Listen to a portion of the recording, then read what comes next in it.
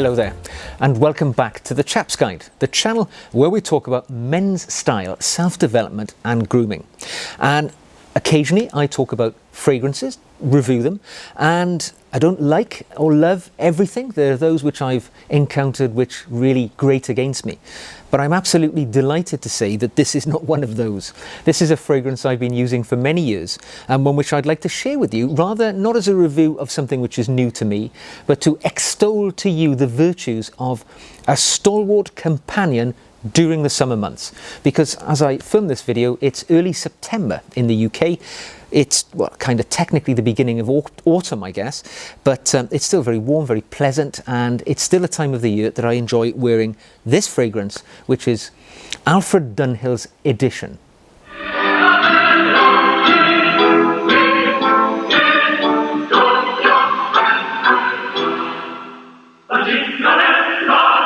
Fragrance, Dunhill Edition. Now, as you can see from that advertisement, it's been around for some time. In fact, Dunhill Edition was released first in 1984, and it is classified as an aromatic fougere for men.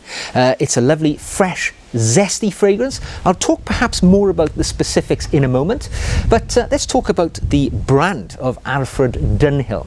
Well, it's one of the most classic heritage brands from the United Kingdom. It's been around since 1893, and it is, you know, a luxury goods item brand. They don't just make fragrance, they make a whole host of things.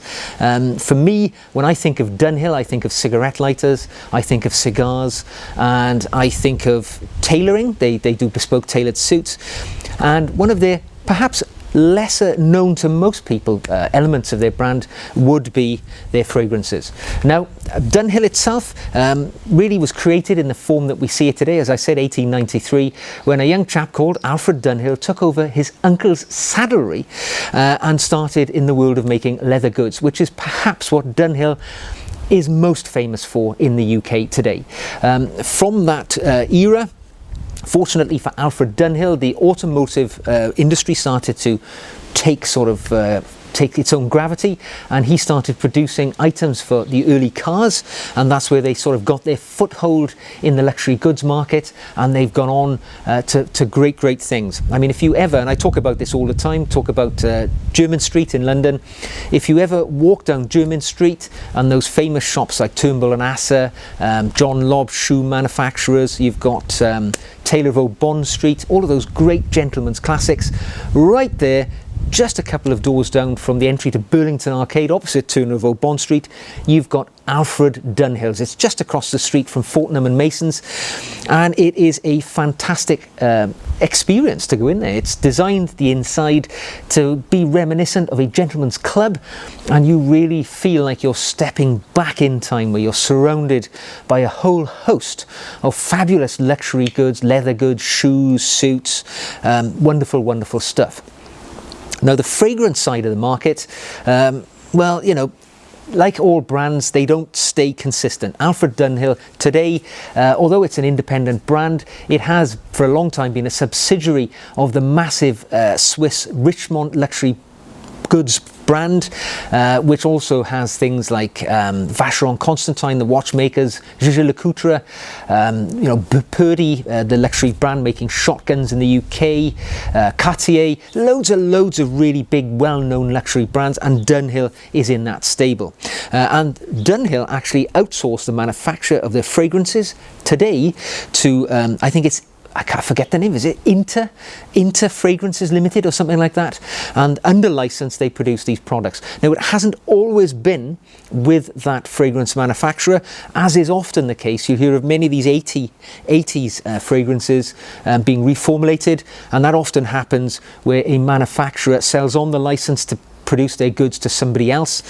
So I dare say if you owned a 1984 bottle of Dunhill Edition, it might smell slightly different to this, but I'm reviewing this bottle. This is the second or third bottle which I've owned, and I have to say I've bought them in the last sort of 3 or 4 years, and they've all smelled exactly the same. So I'm talking about the recent iteration of Dunhill Edition. So what do I like about it? Well, as I say, it's been around since '84, and to me it doesn't smell dated at all.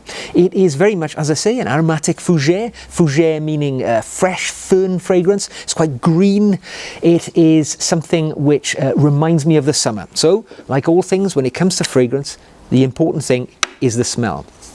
And I will spray the fragrance on the back of my hand just to give me a reminder of what this wonderful scent smells like. Oh yes, and I'm first of all hit by the zesty sort of freshness of lemon, lime, and that green as well. So it's a really very much a summer fragrance for me. In the top notes you'll find lavender, you'll find, well, lavender is very overwhelming actually. Lavender, there's a bit of bergamot, a bit of lemon, but definitely the lavender and lime. Bergamot, of course, being a derivative of the lime family, is very elementary there for me.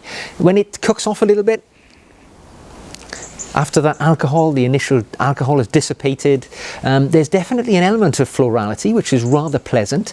You do detect carnation, jasmine. It's a little sharp. It isn't sort of a soft floral fragrance. That bergamot gives it a definite sharpness, which is pleasing, to be honest. And as time goes on, it'll cook down to quite a woody undertone. It has cedar and vetiver, you know, easily identifiable, which for me, and oak moss, which really makes it a masculine fragrance. As it says, it is a men's fragrance, and it's an eau de toilette, and I believe that is the only level of concentration that this is available in. So it's quite pleasant, quite pleasing. So, as I say, I would wear this very much in the warmer months of the year because of that sharp citrus initial fragrance that you get. It's not something for me which sits well with the winter.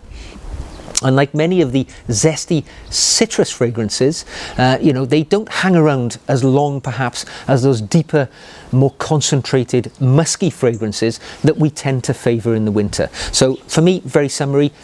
Not, I wouldn't say short-lived. You know, it is a fragrance which has got a moderate level of longevity, but you know, it's not an all-day fragrance. If you're going out in the late afternoon and in the evening, having applied this in the morning, you will need to reapply to refresh that fragrance. So yeah, I would definitely wear it in the spring and in the summer, really. Although being as it's so fresh, it's something, if you want to uplift your mood in the winter, when you're feeling a little down, you're fed up of those short dark days that are damp and cold, put a bit of this on and it really elevates the mood. And I do occasionally put this on in the winter, sometimes when I'm just sat around the house, and it really just lifts me up a little. Age-wise, who would I say would this be best suited to? Well, I'm a man of 50, but I've been wearing this for about 5, 6, 7 years. And I would suggest it would probably be more akin to people who are a little more mature, 30 plus. Now that's not to say, of course, if you're 25 and you like this type of fragrance, you can't wear it. As I've said in the past, people who are younger tend to favour more powerful fragrances because that's the stage of life that they are in, and they choose fragrance which suits that. As we get a bit older, a bit more subtle, a bit more discreet in our manner, we prefer that type of fragrance. And although this is quite zesty when initially applied, it'll soon cook down to quite a lesser prominent sillage. So yes, perhaps for the older people. I would definitely say this is a daytime fragrance rather than an evening or an event fragrance because of its short-lived nature and the zestiness, you know, as I say, bit more suited to when you want to feel fresh and clean rather than when you want to apply that musky, perhaps alpha male fragrance, more thought of around fragrances like Aramis and things like that. So this is not in that category, I would suggest. And I wouldn't wear it to an event. If I was going out to a special event in the evening, because this has the tendency of being a background fragrance, you know, it doesn't assault your nose when you meet somebody with this, and if they notice it at all, it's the pleasant freshness. So it's not something that I would wear to a special event, because for those events I tend to like things which have got more bang, a bit more thrust. And although this is lovely, I wouldn't say it's a powerhouse fragrance. I wouldn't say though that it's not masculine. It is, I would say, on a sliding scale of masculinity, I would say this is medium. It's certainly something which I portray as a manly fragrance. I wear it regularly, but it's not in the vein of some of those hyper masculine fragrances like Dracar Noir, you know, which are clearly for your alpha males. This is, and I wouldn't say this is something on the other end of the scale which could fall into the unisex zone either. It's definitely a mediumly masculine fragrance, and that's how I wear it. Its projection is modest. Again, it's not, it's an eau de toilette, so it's not offensive. You could easily wear this to the office. You could easily wear it to any situation where you're likely to be in close proximity to people for extended periods. I don't think anybody's going to take offense with Dunhill Edition. It's not that sort of fragrance. So yes, it's something which is definitely, the projection is modest. As I say, the longevity, moderate at best, but that, it suits it well. It's one of those fragrances which has a good lift when you put it on, but it does taper off into a pleasant background fragrance, and I wear it, I like that. It's the sort of thing I apply it for. Looking at its image and its impression here, we see it in a very simple bottle, really. This is a bottle which you'll see elsewhere in the Alfred Dunhill range. Dunhill for Men, another one of my all-time favourites, comes in an identical bottle. However, this one has a sort of frosted glass, and it shows the contents to be a yellowy green almost, and I'm going to be base. It has something of a urine appearance when you look at it through this glass, certainly towards the green, but it is classic. It's retro, yes, for sure. The lid, as you can see, is quite simple and basic with a raised area saying Alfred Dunhill, and the atomizer, well, it's quite a good atomizer. It sprays a nice fine spray, which is great for applying it over your body. It's very good. So from its packaging and its appearance, it's very good. Packaging wise, again, very simple Alfred Dunhill black bottle. You'll see, box, you'll see this exact same box yet again in the Dunhill for Men bottle, but in a different colour. So, something which they have used elsewhere in the range, but for me, classic, elegant, stylish, pretty much describes the contents as well. So really good rendition of a nice aromatic fougere, fresh, green and zesty fragrance. Value wise, this is one of its strengths. It is a very modestly costing bottle of eau de toilette. I picked this up for about £25 off Amazon. Do shop around. You'll initially see it for about £45, but poke around, and I got this for 25.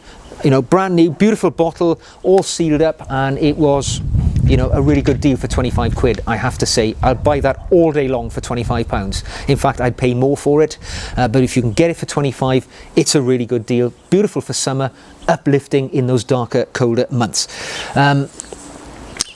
Comments wise, what people say to me when I wear this, well, I've had many comments from my wife, of course, who's in close proximity to me, so she'll have picked up when I wear different fragrances, and this is one of her favourites. It's a nice summery, zesty fragrance, so who wouldn't love that anyway?